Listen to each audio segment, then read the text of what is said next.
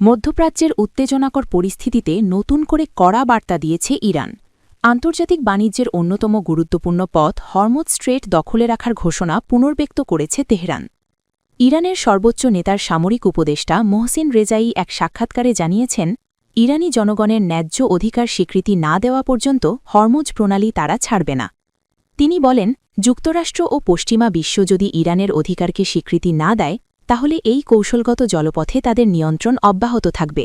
একই সঙ্গে ভবিষ্যৎ যে কোনো চুক্তিতে অর্থনৈতিক ইস্যুকে অগ্রাধিকার দেওয়ার কথাও উল্লেখ করেন তিনি।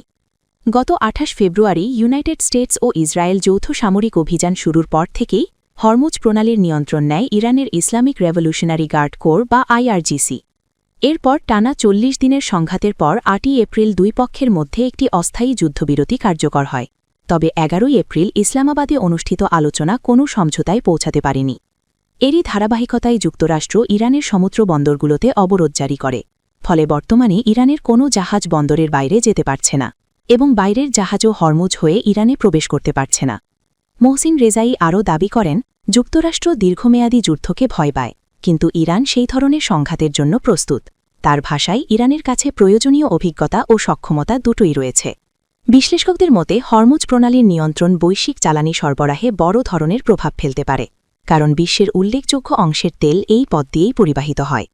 সব মিলিয়ে কূটনৈতিক আলোচনার অচলাবস্থা এবং পাল্টাপাল্টি হুঁশিয়ারিতে মধ্যপ্রাচ্যের পরিস্থিতি আরও জটিল হয়ে উঠছে। এখন দেখার বিষয়, আলোচনার টেবিলে সমাধান আসে নাকি সংঘাত আরও বিস্তৃত হয়।